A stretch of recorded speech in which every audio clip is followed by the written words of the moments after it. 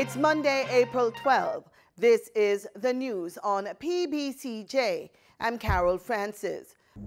The Ministry of Health and Wellness has reportedly set a target of 50,000 people to be vaccinated by midweek. On Sunday, April 11, over 18,000 doses of the AstraZeneca vaccine were administered. On Thursday, April 8, the ministry received 75,000 doses of the AstraZeneca vaccine from the African Medical Supply Platform, which is being utilized in the vaccination blitzes, which began on the weekend. The initiative saw vaccinations taking place at the National Arena and other centers around the country. 3 new categories of persons were added to the group of Jamaicans who can now be vaccinated against the coronavirus COVID-19. Please, depending on the parish you're in, visit a blitz site near you. Remember, 40 years and over with comorbidities, 50 years and over.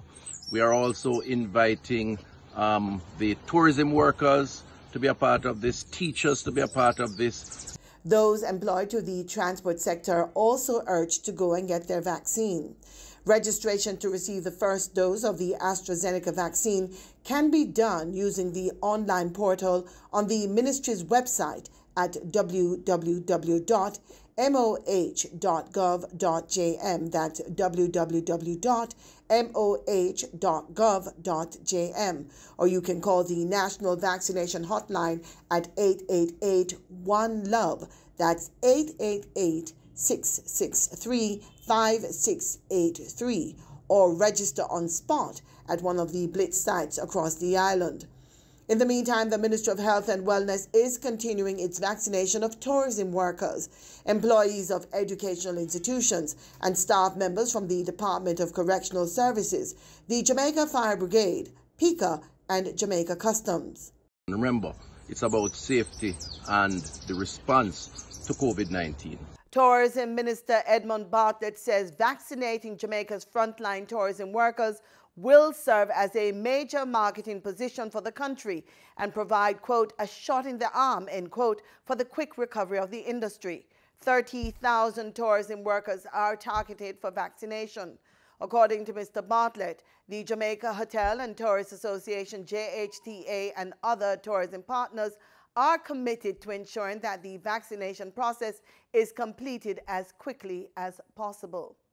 On the weekend, seniors within the St. Andrew West Central constituency, led by Prime Minister Andrew Holness, turned out in their numbers for the vaccination blitz.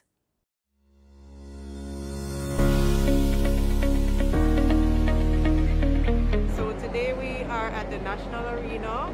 We're having the COVID-19 blitz activities, and this is the 3rd week that we are doing this. They come into the arena and we see them in sections. Once they sit down, they don't move after that until it's time for them to leave. So we'll do the counseling, the registration, we administer the vaccine, then we observe them for 15 minutes, and when that process is over and they are feeling fine, they are free to leave. My name is Aston Arnell Barrett, and I'm from the Olympic Way, Kingston 11. Feeling so good that I'm now on the way of getting my injection. So I'm happy and I'm proud and I'm glad for it.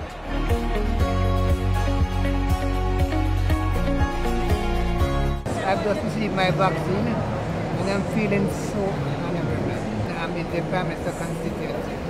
So he has done us a great favor and I'm proud to be vaccinated.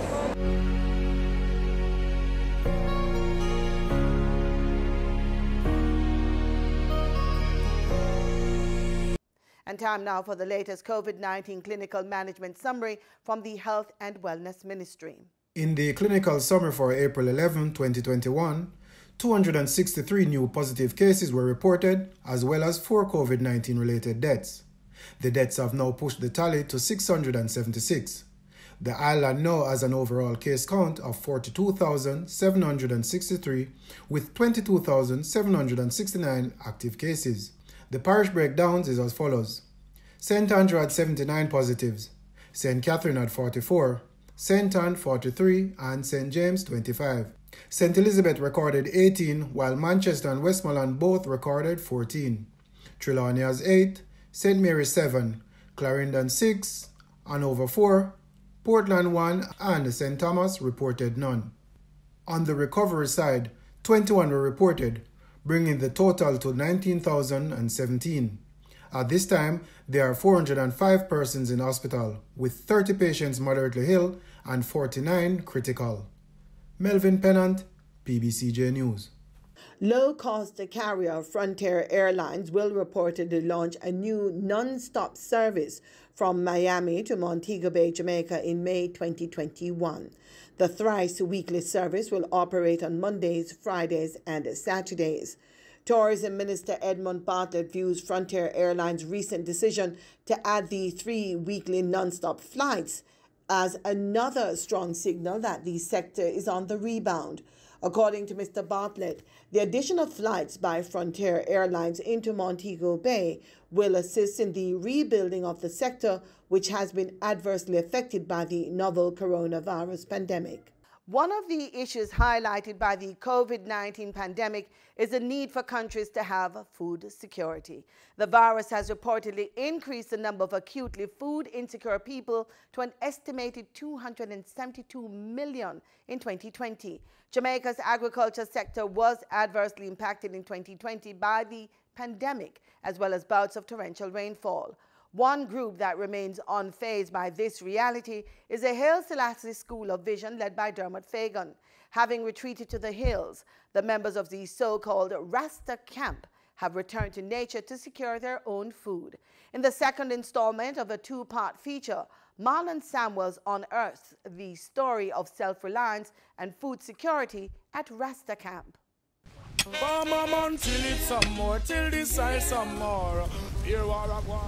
Agriculture has been touted by many as the single most important tool to end extreme poverty and boost prosperity. The need to have secure, ready access to quality, nutritious food is crucial to the survival of the human race. Agriculture is also a major contributor to job creation and economic growth. It's against this background that the leader of the Haile Selassie School of Vision, Dermot Fagan, says he and members of the school have been involved in farming. This is to ensure they have food security for what he describes as the dark days ahead. They're coming to hardship upon a class of people. Not for all the people here this hardship is for. The hardship will be for those that know that the microchip will be the mark and abstain themselves or withdraw from it.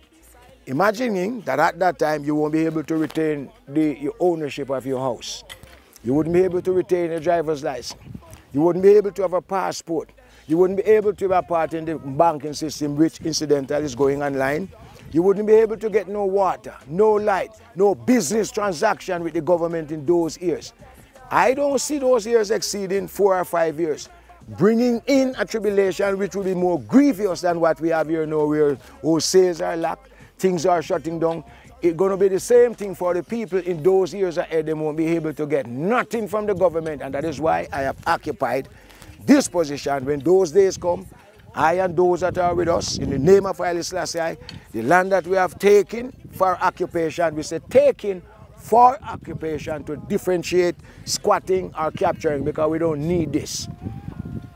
Ships of fire. Bible says chariots of fire. The Europeans say UFO. The places will be burned. So we are here to secure ourselves, and we are in waiting for the arrival of Haile Selassie. COVID-19 is seen as a threat to Jamaica's food security. Border closures and quarantines could disrupt the supply chain and limit people's access to sufficient and nutritious sources of food. I'm an ex-soldier. I don't work under that order no more. I now see myself as a soldier of the cross, a soldier of the emperor, a soldier of the king. And as one of his priests, it is not about me. I'm just an instrument then, one that is chosen to do a job or to carry out some duties. In that aspect, my appointment is that I should teach the nations that want to hear, the people in our nation that wants to hear, that we have taken this mountain in occupation because we know for years in advance that there come at a time where things are going to be hard in the society out there, as it is evident today. So that is why we are here. And the land that we are on now, by the way, I'm so sorrowful today that you didn't get the chance to go another, the same distance from down there to where you are would be from where you are now to up, where we call higher heights.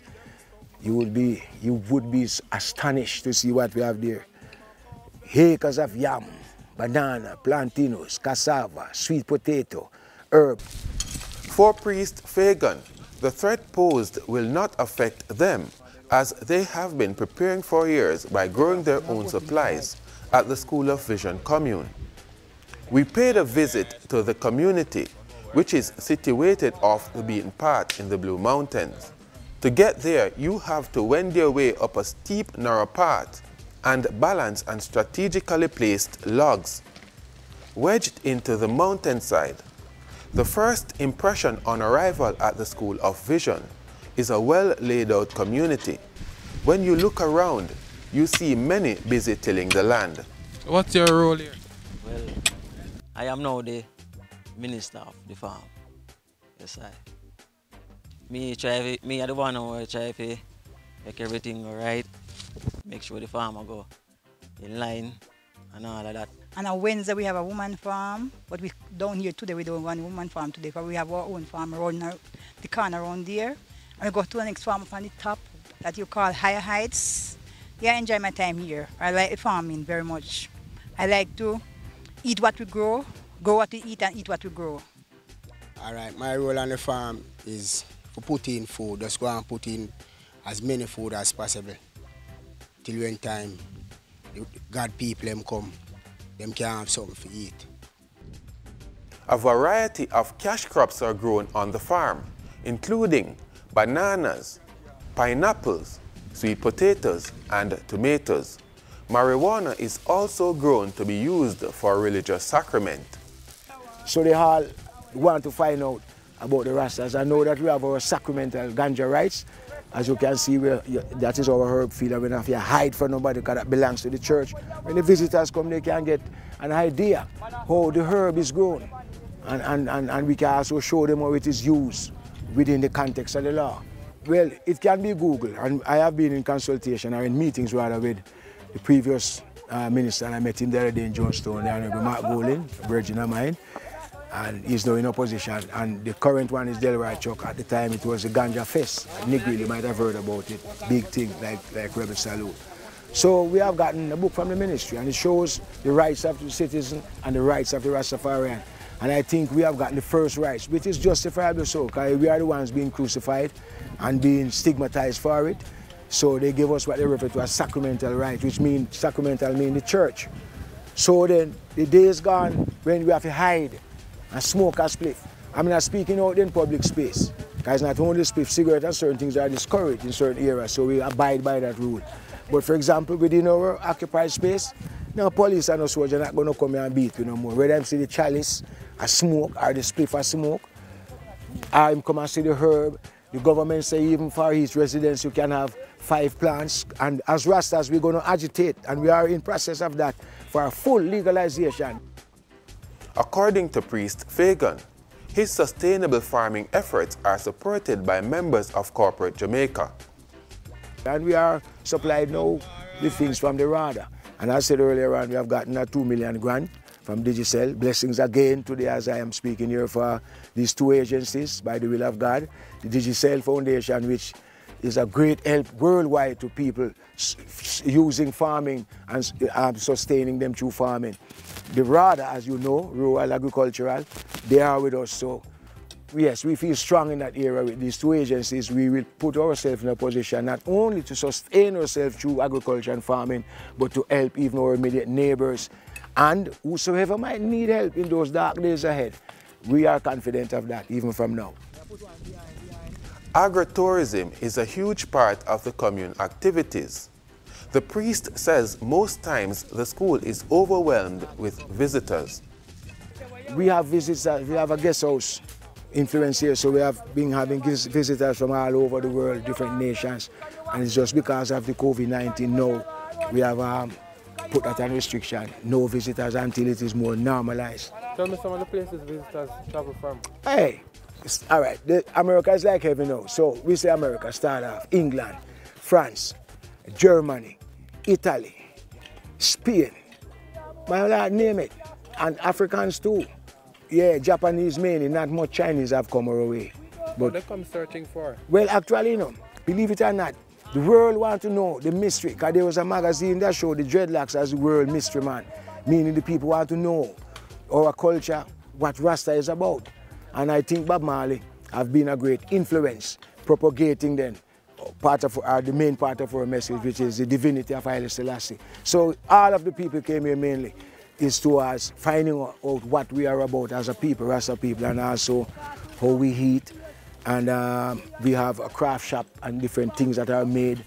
And we have roots wine and ganja oil. We are right. We are right. So people, and as soon as this thing is more normal, we will open back the door for our guests. Because we've linked up with some agencies and with the tourist boards, people come and around the community have guest houses, maybe about 4 or so. The residents of the commune manufacture several products. The gift shop, we have empresses here, as you might imagine, and they are articulated in different areas. Knit, this, that, you name it, they make everything. We are doing a super center now where we will actually move the craft shop from that little space to be more elaborate. And they make all different things, belt, scarf. It's all on Instagram, you can find it, Rasta Camp, gift shop and so forth. Now we have a sister there named Lisa. She came here with her brand. She makes soap, organic soap. She make ganja oil. She make, and some of them is cold press. She make coconut oil. She make neem. My wife make moringa oil. She make ganja. She make a moringa wine too. I know that is the first one into in the edibles in the brewery. I start off with the pre-slaughter roots wine from 2001 all over Jamaica. Yeah, and I have the ganja wine now that is made out of the ganja, spiced with certain spices, and we have banana wine. We have detox, which is a form of bitters, combination of bitters, neem, tenze, bitterwood, chicken toe, rice bitters, sorosi, boiled with ginger or pimento that it does not smell then. Yeah, we have everything here, man. As a group, we make that. When we say as a group, it is not say, well, all of it belongs to. You have the individual that does this, that one do. So we work the thing. As the COVID-19 virus spreads, disruptions to Jamaica's food supply is limited. However, our food systems will be tested and strained in the coming months, and the poorest will be those most affected. Priest Fagan is of the belief that a greater focus needs to be placed on agriculture. Perhaps this is the time to place greater effort on our backyard gardens. Reporting for the news on PBCJ, I'm Marlon Samuels. Welcome to Corruption. Oil prices rose on Monday, buoyed by optimism of a U.S. economic rebound and an acceleration of global COVID-19 vaccinations. We get this and other market updates from Gabriel Thompson in this edition of the Business Report.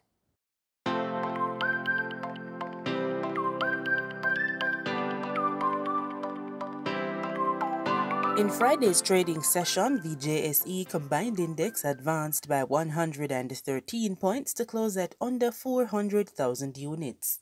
Overall market activity resulted from trading in 91 stocks, of which 43 advanced, 28 declined, and 20 traded firm. The junior market index advanced by 18 points to close at over 3,000 units. Stocks advanced for 1834 Investments Limited, Access Financial Services Limited, and AMG Packaging and Paper Company Limited. Stocks declined for Consolidated Bakers Jamaica Limited, Derrimon Trading Company Limited, and Dolphin Cove Limited. Trading firm were 138 Student Living Jamaica, Blue Power Group Limited, and Cargo Handlers Limited. Derrimon Trading Company Limited was the volume leader with 4.4 million units, followed by Jamaican Teas Limited with 1.8 million units, and Wigton Wind Farm Limited ordinary shares with over 1.5 million units. In foreign exchange trading for Friday, April 9, the US dollar ended trading at $148.90. The Canadian dollar sold for an average $120.67. The pound sterling traded for $205.73, and the euro ended trading at $178.98. Oil prices rose on Monday on optimism over a rebound in the U.S. economy as coronavirus vaccinations accelerated and on tensions in the Middle East, though rising COVID-19 cases elsewhere kept a lid on prices. Brent crude oil futures rose 86 cents to $63.81 a barrel. West Texas Intermediate crude futures rose 78 cents to $60.10 a barrel. And on that note, we close this Monday edition of the Business Report Inside the News on PBCJ. I'm Gabrielle Thompson. Pleasant viewing. We go now to news across the region. An effort is being made to create 2,000 buckets of relief items to send to St. Vincent and the Grenadines in Trinidad and Tobago. SUA International and the Supermarkets Association of Trinidad and Tobago have partnered to make this goodwill activity a reality. We have more in this report. SUA International TT is a non- or not-for-profit service headed by Mr. Rivan Tiluksing, who says his organization is making sure they get it right so that the relief supply chain can be activated quickly for any future regional emergency. This event as practice for what is to come in our 2021 hurricane season. So if we get this right, it means that we could also use this template for activity during the 2021 hurricane season in Trinidad and Tobago and the wider Caribbean. So we have looked at the needs list. We have been coordinating with the ODPM and through the ODPM who has been in contact with SEDIMA and many other regional bodies. The parties are hoping to fill 2,000 buckets, which will be sourced locally. They are asking persons to make donations to supermarkets around the country with items from the approved list of donations. And President of the Supermarkets Association, Rajiv Dipti, says his partner supermarkets are taking part in this activity, fulfilling their duty to One Caribbean. That we had to react given everything that has happened over the last year, including COVID-19, the volcano eruption, the economic challenges, and how as one community we've always been able to assist each other, much like Barbados has assisted us with vaccines, much like the CARICOM community has continued to assist each other during COVID-19. And this has been an additional setback to the community at large. Over in the Bahamas, Prime Minister Dr. Hubert Minnis has addressed recently raised concerns surrounding the AstraZeneca vaccine, including recommendations that individuals under 30 use an alternative. More in this report from Georgia Bain. Just last week, the BBC reports that a United Kingdom drug realtor found that 79 people had suffered rare blood clots after vaccination. By the end of March, 19 of those individuals died. The Prime Minister today also weighing in on a voice note by a Grand Bahamian doctor who reported adverse side effects experienced by himself and his family after receiving the vaccine. I think we're a touristic destination, and one has to look at the benefits versus the risk. And then you look at the risk in terms of clots or thromboembolic phenomena. When you look at that versus the normal population is obviously greater than that, so that's not a risk. So I'm not concerned. I'm more concerned with the safety of the Bahamian populace. Life is most important, and we think we've done an excellent job maintaining that and keeping our death rate to a minimal, especially when you look and see what's happening around the world. But as COVID cases continue to climb steadily, could the country see increased restrictions to get those numbers under control? When I see the numbers, I would automatically calculate the numbers of positive cases versus the number of cases that were tested, and once that remains within a certain percentage level, I'm very comfortable. And I also would look at the hospitalization, as I would be concerned if my hospitalization continues to rise and can present some degree of challenge. Dr. Minnis says he will continue to encourage residents to see the benefits of getting vaccinated. If all within an enclosed environment are vaccinated, then they do not need to utilize the mask and other social distancing protocol, as we've stated before. So we're aggressively pushing for vaccination, and individuals would want to be vaccinated knowing that they can go into enclosed environment, be it restaurants or whatever, and feel quite safe. But that's after the second vaccination, after you've completed a boost, and 2 weeks post the second vaccination. Last week, the vaccination committee reported that more than 10,000 residents in the Bahamas had received the COVID-19 vaccine so far. In sports, we take to the track with athletics. Jamaica put up a good showing at Saturday's inaugural Miramar Invitational at the Anson Sports Complex in Hollywood, Florida. World champion Tajay Gale copped the men's long jump in a world-leading 8.27 meters. American sprinter Sha'Carri Richardson ran a blistering 10.72 seconds to take the women's 100 meters, the sixth best time in history. Jamaica's Akeem Bloomfield pulled up in the men's 200 meters, having suffered a muscle injury. He will reportedly undergo an examination today to determine the extent of the damage. And that's our package. Join us again tomorrow, same time, same place, for more news and sports right here on PBCJ, the People's Station.